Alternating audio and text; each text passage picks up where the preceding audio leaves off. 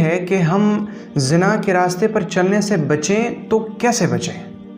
وہ کون سا طریقہ ہے کہ جس کی وجہ سے ہم زنا کے راستے پر چلنے سے بچ سکتے ہیں؟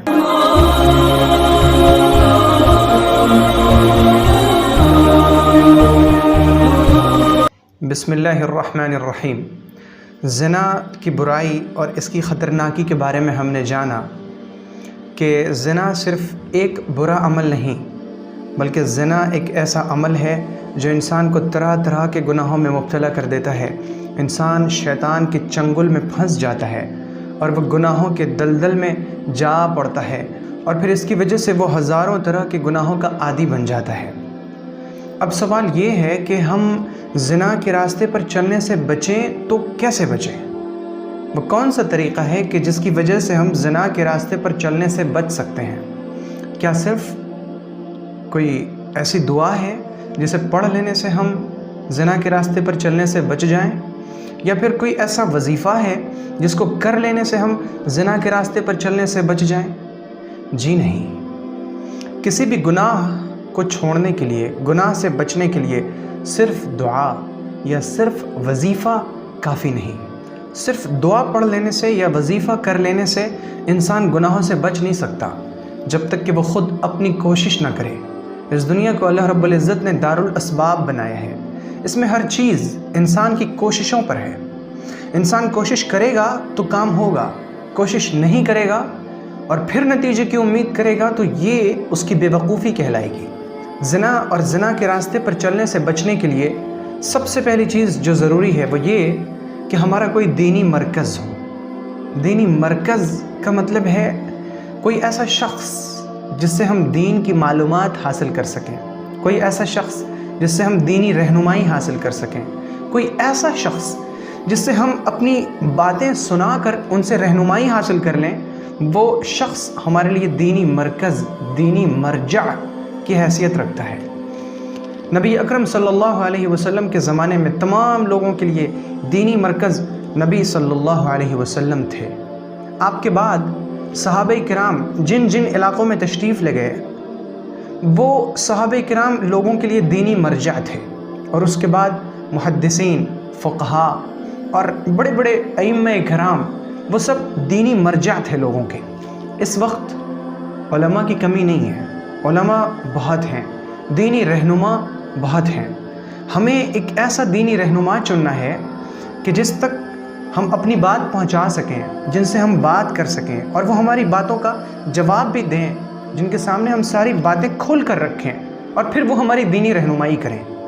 اور یہ چیز، یہ علاج جو میں بتا رہا ہوں، زنا کے راستے پر چلنے سے بچنے کا علاج، کہ ہم اپنا ایک دینی مرجع، دینی مرکز بنائیں اور ایک ایسے شخص کو چنیں جس سے ہم دینی رہنمائی حاصل کر سکیں، یہ علاج میں اپنی طرف سے نہیں بتا رہا ہوں، اور میری کوشش ہوتی ہے کہ میں جو کچھ آپ کے سامنے بیان کروں وہ قرآن اور سنت کی روشنی میں بیان کروں۔ آپ ذرا اس حدیث کو دیکھیں جو مسند احمد کی اور طبرانی کی بالکل صحیح حدیث ہے۔ سیدنا ابو امامہ باہلی رضی اللہ عنہ فرماتے ہیں کہ قریش کا ایک نوجوان نبی صلی اللہ علیہ وسلم کے پاس آیا، اور اس نے آتے ہی نہ وہ بیٹھا نہ وہ قریب آیا، اس نے آتے ہی کہنا شروع کیا، یا رسول اللہ اذن لی بالزنا، اے اللہ کے رسول مجھے زنا کی اجازت دیجیے۔ کیونکہ وہ ایک ایسا نوجوان تھا جس کے اندر شہوت جوش مار رہی تھی، شہوت کا غلبہ تھا اس کے اوپر۔ تو اس نے یہ نہیں دیکھا کہ یہاں پر بہت سے صحابہ کرام بیٹھے ہیں، نبی اکرم صلی اللہ علیہ وسلم مجلس میں تشریف فرمائے، اور یہ بات سر عام نہیں کہنی چاہیے۔ شہوت ان کے اوپر غالب تھی، تو انہوں نے آ کر بس یوں ہی سر عام کہنا شروع کیا، یا رسول اللہ مجھے زنا کی اجازت دیجیے۔ چنانچہ جو صحابہ کرام تھے وہ انہیں ڈانٹنے لگے، ڈپٹنے لگے کہ یہ کون سی بات ہے، پیغمبر صلی اللہ علیہ وسلم تشریف فرمائے اور تم اس طرح کی بات کر رہے ہو۔ نبی اکرم علیہ السلام نے صحابہ کرام سے فرمایا، رکیں آپ لوگ رکیں۔ پھر اس شخص کو حضور نے اپنے پاس بلایا، پھر اور پاس بلایا اور قریب بلایا، اور قریب بلا کر پیغمبر علیہ السلام نے اس شخص سے پوچھا، اتحبہ لامک، کیا تم یہ پسند کرو گے کہ کوئی شخص تمہاری ماں کے ساتھ زنا کرے؟ یہ سنتے ہی وہ شخص چیخ پڑا، لا واللہ، نہیں، اللہ کی قسم بخدا میں کبھی بھی ایسا پسند نہیں کر سکتا کہ کوئی شخص میری ماں کے ساتھ زنا کرے۔ تو حضور پاک صلی اللہ علیہ وسلم نے فرمایا کہ بالکل اسی طرح عام لوگ بھی یہ پسند نہیں کرتے ہیں کہ کوئی شخص ان کی ماں کے ساتھ زنا کرے۔ اچھا یہ بتاؤ، کیا تم یہ پسند کرتے ہو کہ کوئی آدمی تمہاری بیٹی کے ساتھ زنا کرے؟ اس نے کہا لا واللہ، نہیں، ہرگز نہیں، اللہ کی قسم نہیں، میں کبھی بھی یہ پسند نہیں کر سکتا کہ کوئی شخص میری بیٹی کے ساتھ زنا کرے۔ تو پیغمبر صلی اللہ علیہ وسلم نے فرمایا کہ پھر لوگ یہ پسند نہیں کرتے کہ کوئی ان کی بیٹیوں کے ساتھ زنا کرے۔ پھر حضور نے اس سے پوچھا اچھا یہ بتاؤ، کیا تمہیں یہ پسند ہے کہ کوئی تمہاری بہن کے ساتھ زنا کرے؟ پھر وہ چیخ پڑا نہیں ہے اللہ کے رسول، میں یہ بھی پسند نہیں کر سکتا۔ پھر حضور صلی اللہ علیہ وسلم نے فرمایا کہ اسی طرح لوگ بھی یہ پسند نہیں کر سکتے کہ کوئی ان کی بہنوں کے ساتھ زنا کرے۔ اچھا یہ بتاؤ، کیا تمہیں یہ پسند ہے کہ کوئی شخص تمہاری پھوپھی کے ساتھ زنا کرے؟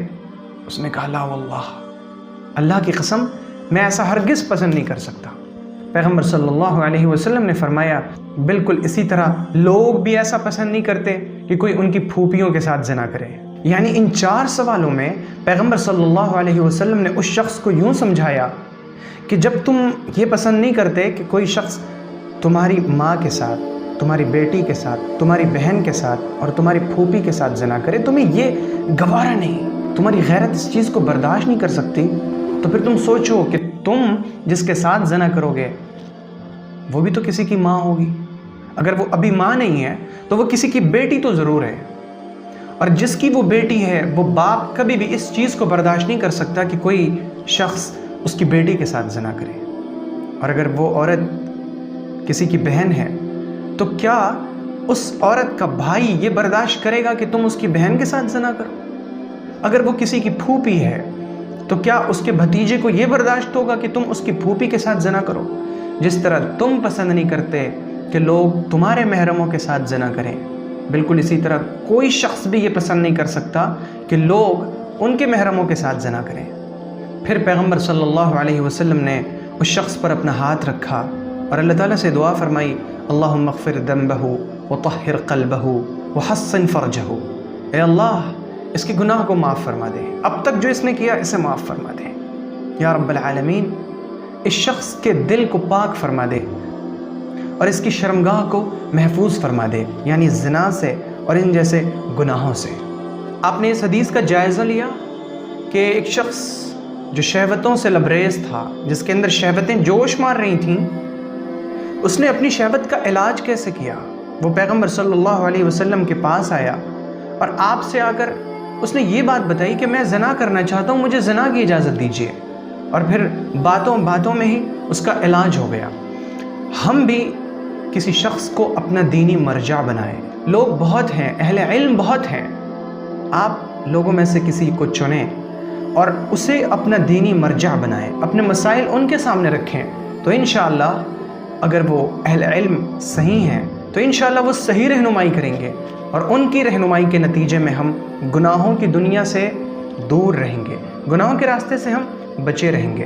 تو یہ زنا کے راستے پر چلنے سے بچنے کے لیے جو سب سے پہلی تدبیر ہے وہ یہ ہے۔ اللہ رب العزت ہمیں زنا سے بچائے رکھے اور ان جیسے تمام گناہ کبیرہ سے اللہ رب العزت ہم سب کو محفوظ رکھے۔ اگر آپ کو یہ ویڈیو پسند آئی ہو تو ویڈیو کو لائک کریں اور شیئر کریں، اور چینل کو سبسکرائب کرنا ہرگز نہ بھولیں۔